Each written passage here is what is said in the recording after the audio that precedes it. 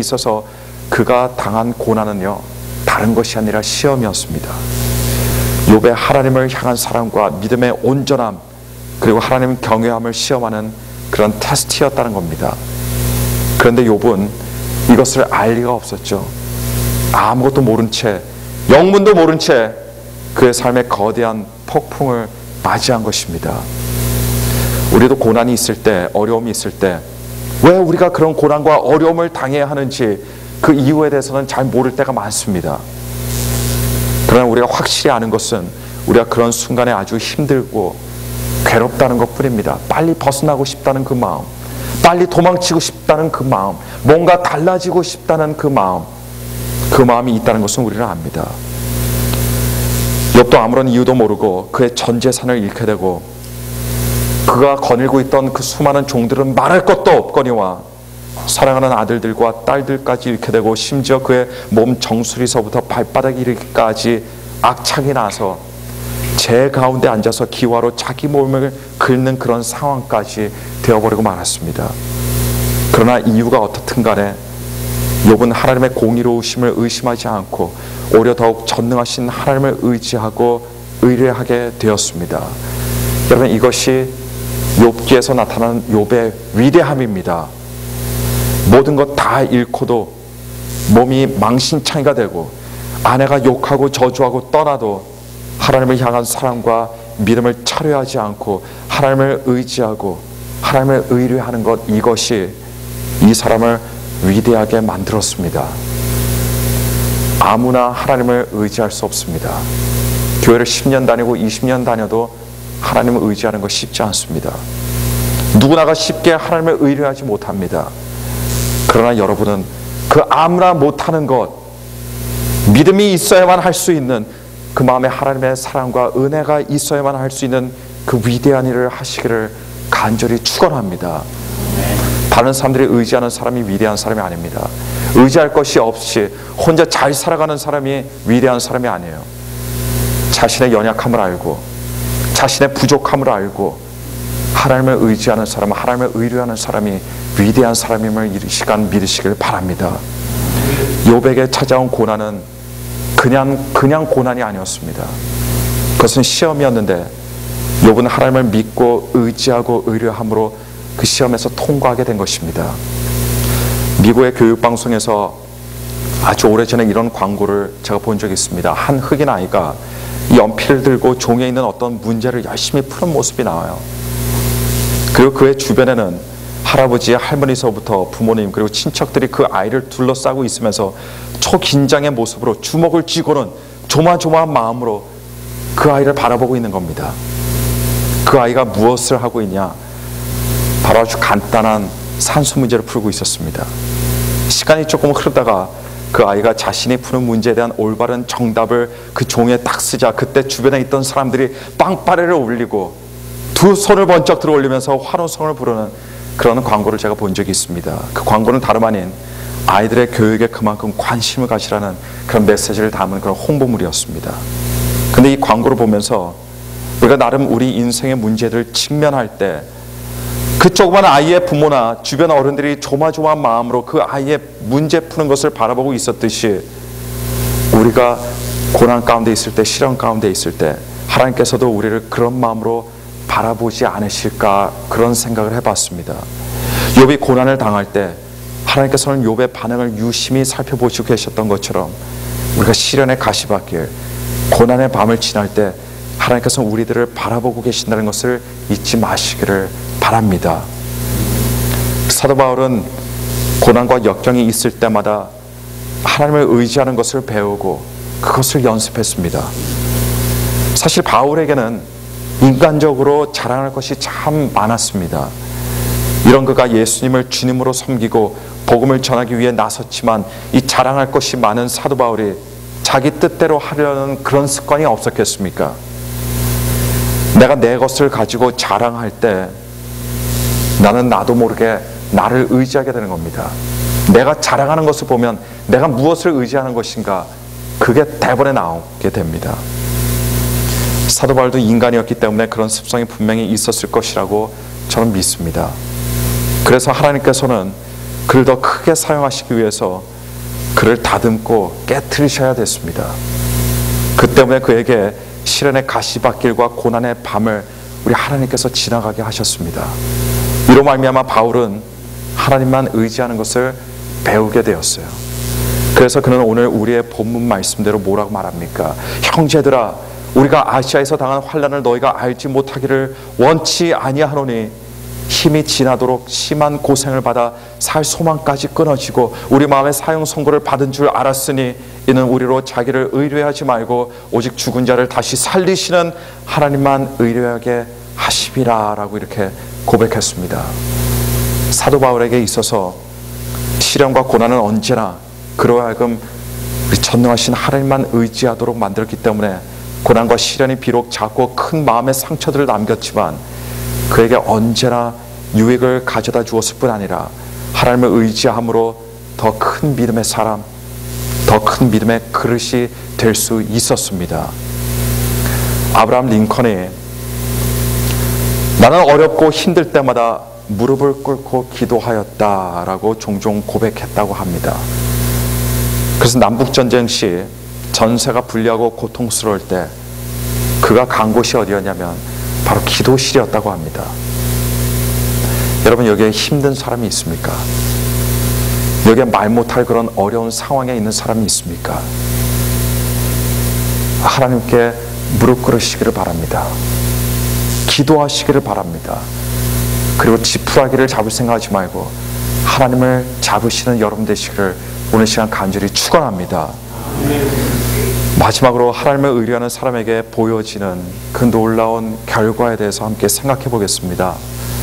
하나님을 의뢰하는 사람에게는 성령의 열매가 반드시 나타나게 되어 있는데요, 무엇보다 그 열매들 가운데 마음에 하나님의 평강이 임하게 됩니다. 하나님을 의뢰하지 않고 살면 안절부절 못하고 밤잠을 못 자고 설치면서 이 마음의 평안을 찾아볼 수가 없습니다. 그러나 고난 가운데서도 연단받아 하나님을 의뢰하게 되면 그 마음속에 하나님께서 주시는 평안이 임하게 됩니다. 마음의 평안은 결과물입니다. 무슨 결과물입니까? 하나님을 의지하고 의뢰하는 그런 결과물입니다. 이사야서 26장 3절 말씀 보니까 주께서 심지가 견고한 자를 평강의 평강으로 지키시리니 이는 그가 주를 의뢰함이니이다 라고 말하고 있습니다. 또 시편 125편 1절 말씀 보니까 여호와를 의뢰하는 자는 시온 산이 요동치 아니하고 영원히 있음 같도다 라고 말씀하고 있습니다. 여러분들 마음에 평안이 없습니까? 그러면 하나님을 의뢰하시길 바랍니다. 또 하나님을 의뢰하면 문제 앞에서 담대해지는 그런 용기가 생깁니다. 이사야 선지자는 이사야 12장 2절에 보라, 하나님은 나의 구원이시라, 내가 의뢰하고 두려움이 없으리니 라고 이렇게 고백했습니다. 하나님을 의뢰하는 사람은 물론 그런 사람들도 무서움과 두려움을 때때로 느끼겠지만 그렇다고 그런 불안과 공포에 붙잡히지는 않습니다. 대신 성령님의 능력에 붙잡힌 바 됨을 믿으시길 바랍니다. 하나님을 의뢰하시길 바랍니다. 또 하나님을 의뢰하게 되면 이 긍정적인 마음과 긍정적인 생각을 갖게 됩니다. 갖고 싶지 않아도 그런 생각이 들어오게 됩니다. 이스라엘 족장 12명이 가나안 땅을 정탐하고 돌아왔을 때 10명은 부정적인 보고를 백성들에게 발표한 사실에 대해서는 여기 앉아 계신 분들이 너무나 잘 아실 거예요. 그러나 우리는 그 10명의 정탐꾼들이 부정적인 보고, 낙심케 하는 보고를 했다는 것만 생각할 것이 아니라 그 10명이 하나님을 의지하지 않고 있었다는 그 중요한 사실을 놓쳐서는 안 됩니다. 하나님께서는 그들이 부정적인 보고를 한 것 자체에 분노하신 것이 아니라 출애굽시키셔서 그곳까지 인도하신 그 하나님을 의지하고 또 의뢰하지 않았고 자신들의 힘과 군사력을 의지하고 있었기 때문에 분노를 하신 거라는 사실을 우리는 알아야 됩니다. 반면에 여호수아와 갈렙은 전혀 다른 보고를 했는데 다른 보고를 할 수 있었던 이유가 바로 그들은 하나님의 약속을 믿고 있었기 때문입니다. 그리고 그 약속을 신뢰하고 의뢰했기 때문입니다. 하나님을 의뢰하고 안 하고의 차이는요, 이렇게 크다는 것이 바로 12명의 이스라엘 정탐꾼들의 이야기를 통해서 우리들 앞에 나타내 보여주고 있습니다. 그리고 우리에게는 언제나 삶의 기로에서 10명의 정탐꾼들이 될지 아니면 하나님을 의지했던 그 두 사람이 될지 선택은 그때그때마다 그 순간순간마다 우리들에게 달려있음을 잊지 마시길 바랍니다. 이 하나님의 사람은 노를 못하는 예스맨들을 말하는 것이 아닙니다. 때로는 안 되는 것은 노라고 말해야 할 때가 있습니다. 그러나 하나님의 사람이 가지고 있는 특징은요, 예스를 말하든 노를 말하든 항상 긍정적인 마음을 가지고 있습니다. 물론 본래 이 낙천적인 사람이 있지만 하나님의 사람은 낙천적인 사람이 아니라 하나님을 의뢰하기 때문에 예수 그리스도의 십자가를 바라보기 때문에 마음의 여유가 생기는 사람들입니다. 그래서 매사에 긍정적인 모습을 보여줄 수 있게 되는 겁니다. 단순히 아무런 이유 없이 낙천적이 되는 것이 아니라 하나님을 의뢰하기 때문에, 하나님을 의지하기 때문에, 그리고 하나님의 말씀을 믿기 때문에 그 믿음의 긍정적인 마음을 갖게 된다는 것을 믿으시기를 간절히 축원합니다. 또 하나님을 의뢰하게 되면 여러분께서 그토록 찾고 추구하시는 기쁨이 마음속에 넘치게 됩니다. 시편 4편 5절 7절 말씀을 보니까 의의 제사를 드리고 여호와를 의뢰할지어다 주께서 내 마음에 두신 기쁨은 저희의 곡식과 새 포도주의 풍성할 때보다 더하니이다 라고 이렇게 말씀하셨습니다. 우리가 의의 제사, 즉 예수 그리스도를 영접하고 하나님을 의지하면 하나님께서 우리 마음속에 곡식과 새 포도주가 풍성할 때보다 더 큰 기쁨을 주신다는 것을 말씀하고 있습니다. 또 마지막으로 하나님께서는 하나님을 의뢰하는 사람에게 복을 주시고 하나님을 의뢰하는 사람을 높여주십니다. 예레미야 17장 7절 그리고 8절 말씀 보니까 무릇 여호와를 의지하며 여호와를 의뢰하는 그 사람은 복을 받을 것이라. 그런 물가에 심기운 나무가 그 뿌리를 강변에 뻗치고 더위가 올지라도 두려워 아니하며 그 잎이 청청하며 가무는 해에도 걱정이 없고 결실이 그치지 아니함 같으리라 라고 말씀하셨습니다. 하나님을 믿는 사람에게도 가뭄이 옵니다. 하나님을 따르는 사람에게도, 하나님을 사랑하는 사람에게도 그런 가뭄이 오게 되어 있습니다. 그러나 그런 가뭄에도 오직 하나님을 의뢰하는 사람은 그 가뭄의 피해를 입지 않습니다. 왜 그렇습니까? 하나님을 의지하기 때문입니다. 여호와를 의지하고 여호와께 모든 것을 맡기는 사람에게 하나님께서는 예수 그리스도 안에서 복을 주십니다. 여러분, 축복의 문을 열고 축복의 문을 닫는 사람은 우리가 아닙니다. 우리가 어떻게 해서라도 뭔가를 해서 우리의 문을 열고 싶죠. 우리의 인생의 문을 열고 싶어 합니다. 우리의 진로의 문을 열고 싶어 합니다. 그러나 그 문을 여는 사람은 인간이 아닙니다. 우리가 아닙니다. 그 문을 여는 사람은 바로 하나님이십니다. 하나님께서 문을 열면요, 닫을 자가 없습니다. 그러나 반대로 하나님께서 문을 닫아버리시면 그 문을 열 자는 아무도 없습니다. 또 성경은 너희를 여호와께 맡기라. 저를 의지하면 저가 이루시고 내 의를 빛같이 나타내시며 내 공의를 정오의 빛같이 하시리로다 라고 이렇게 말씀하셨습니다. 여러분, 우리의 의는 무엇입니까? 여러분의 의는 무엇입니까? 사실 우리의 의는 하나도 없습니다. 예수 그리스도께서 우리의 의가 되십니다.